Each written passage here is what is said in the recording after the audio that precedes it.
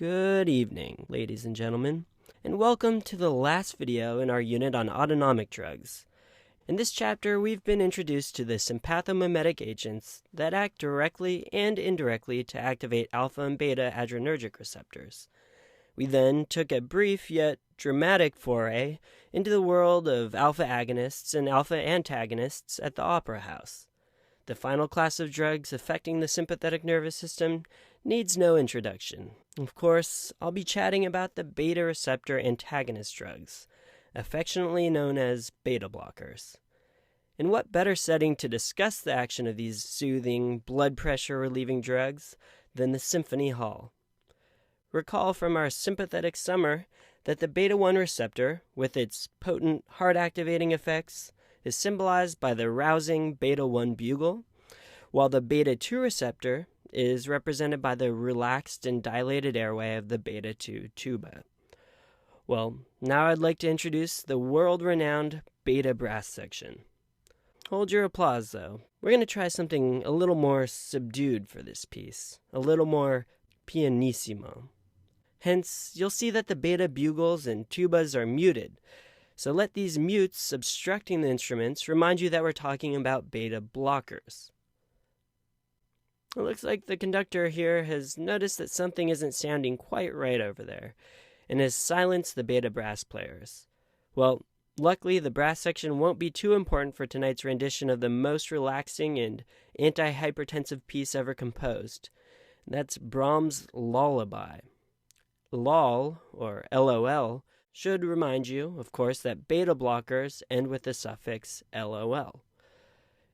In this sketch, we're going to cover different groups of beta blockers that have varying affinities for alpha and beta receptors.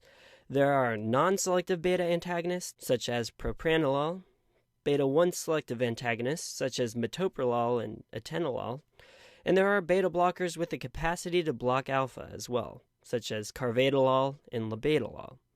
And finally, there are some beta blockers that have partial agonist activity, such as pindolol and acebutolol.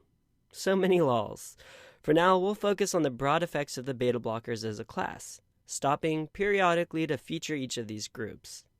So let's move our attention over to the percussion section, with a heart-shaped sheet music stand, and our star pianist, who seems to be struggling a little bit.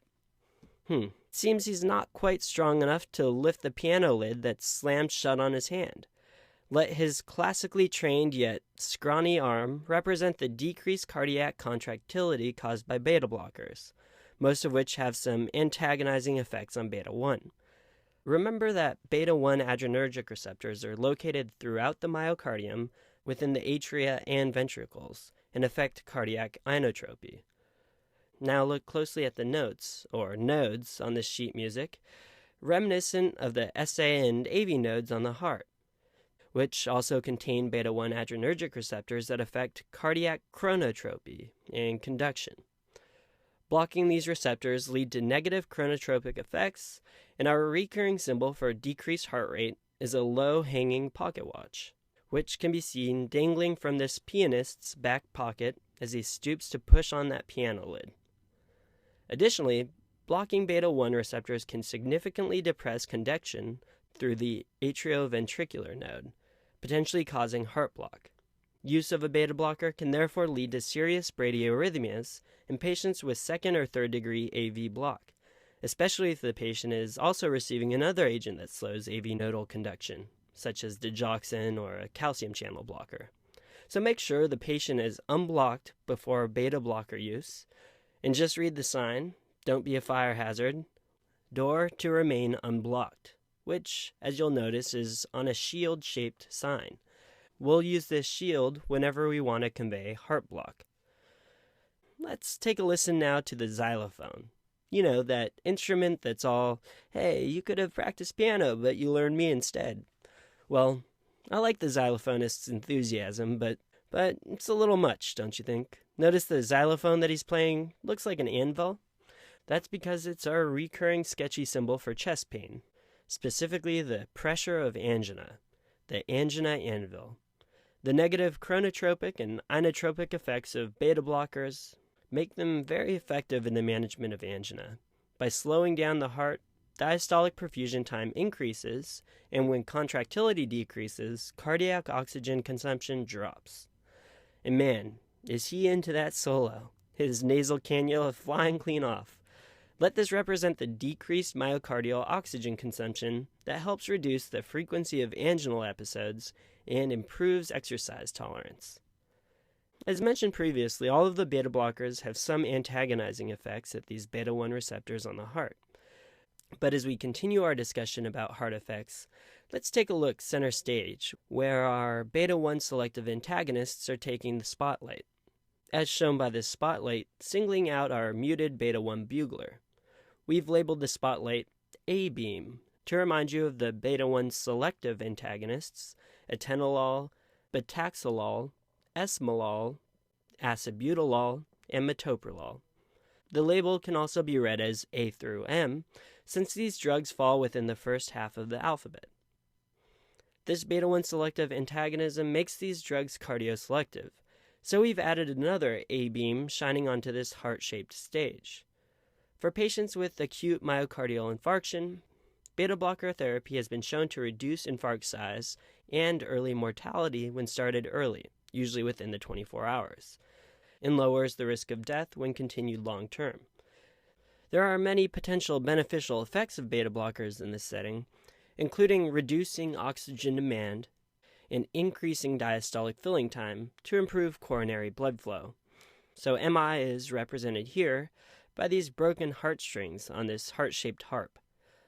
Almost like ruptured chordae tendineae, no?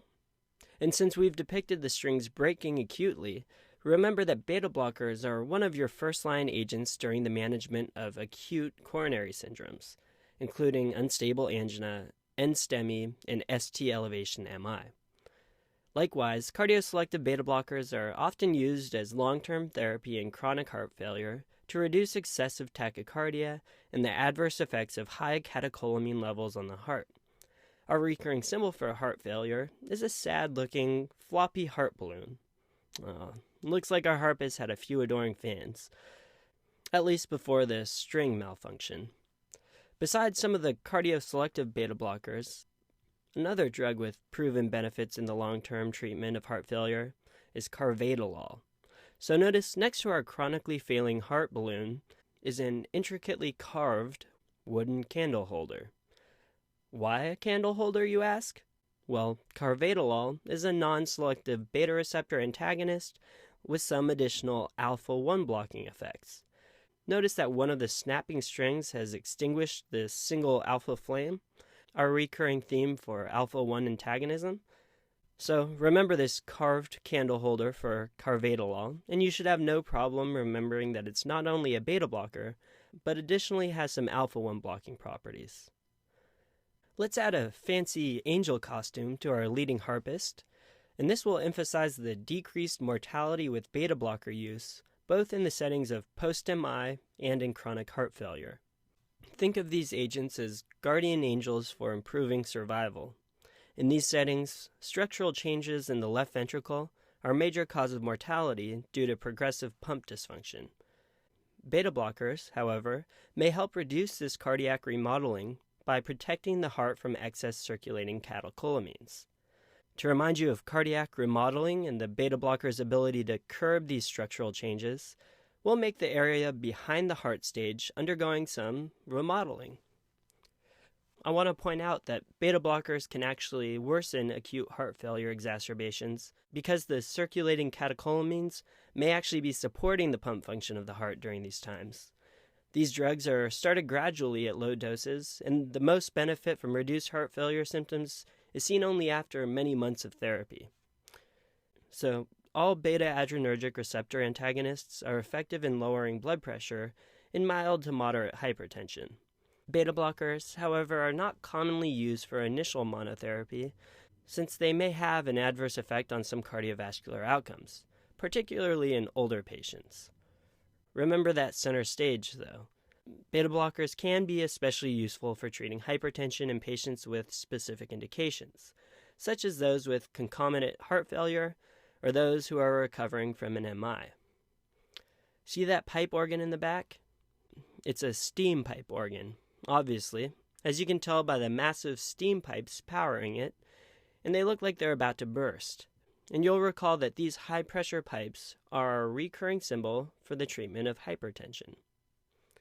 Beta blockers have a few different mechanisms for lowering blood pressure. For example, they decrease cardiac output due to the negative ionotropic and chronotropic effects on the heart. Also, recall from the sympathetic summer sketch that beta-1 receptors stimulate renin production at the kidney, and beta blockers therefore also lower blood pressure by depressing the renin-angiotensin-aldosterone system. And what do you know? It's second chair bugle player, late as always, sneaking in and hoping the conductor doesn't notice. Remember that renin is represented by this yellow rain jacket and umbrella, and this closed umbrella being furtively tossed away will symbolize the decreased renin levels caused by beta blocker therapy. Notice also that we've made her instrument case inhibiting a beta-1 bugle, specifically, for that extra little reminder that it's beta-1 inhibition at the juxtaglomerular apparatus. Alright, now sit back and take a listen to the power and richness of the pipe organ as we discuss our next beta blocker. See the alpha and beta labeled stops that our organist uses to modulate flow to the pipes? The alphas and betas should help you remember labetalol. And just like carvedilol, labetalol also blocks both beta and alpha receptors, so it causes some extra vasodilation, resulting in decreased peripheral resistance. Notice the dilated floppy sleeves, as well as our recurring alpha-1 candle, extinguished by the air streaming from the pipes. Also, if you take a close look, you'll see that we've made the player pregnant. That's because labetalol is effective and generally safe in pregnancy, and it may help preserve uteroplacental blood flow to a greater extent than the traditional beta blockers.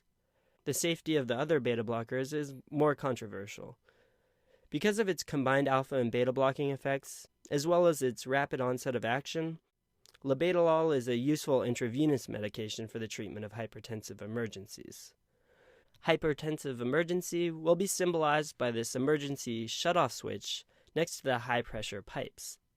But you'll learn that there are many other agents used in hypertensive emergencies, including nitrates, calcium channel blockers, and even other IV beta blockers, such as esmolol. Another fact about labetalol is that it's used in patients with acute aortic dissection. Therapy usually involves rapidly reducing the blood pressure to a goal of 100 to 120 systolic within about 20 minutes of diagnosis. And this differs from other hypertensive emergencies where blood pressure should be lowered more gradually. Let this large central organ pipe split down the center represent the severed aortic wall in aortic dissection. And keep in mind that other IV beta blockers can also be given as initial treatment, in addition to a vasodilator. Alright, I know what you're thinking. A symphony is no place for bagpipes. But I think you might find that soothing, obstructed, nasally sound works quite well, actually. Notice that the bag looks like a big, hypertrophic heart. Also look at the piper's face. She's straining against an obstruction, which together evokes an image of hypertrophic, obstructive cardiomyopathy. In this syndrome, the size of the ventricle, or interventricular septum, not only hinders diastolic filling, it also obstructs the left ventricle outflow tract, which can lead to acute hemodynamic collapse. It may seem paradoxical, but in these situations, beta blockers can be useful for slowing down the heart, thereby increasing diastolic filling time and getting that obstruction out of the way. Honestly, I could listen to that shrill, sweet cry of the bagpipes forever. But let's move our attention over to this musician here playing the bell. A kind of ominous, head-shaped bell. The mallet against the temple should make you think of those pounding unilateral headaches experienced by migraine sufferers. Beta blockers such as metoprolol, timolol, and propranolol can be used as prophylaxis in patients who experience episodic migraines. And I hope you notice his bow tie. That bell guy, always trying to get attention. Anyways, see how it's bright red with all these little lightning bolts? And as it is a bow tie,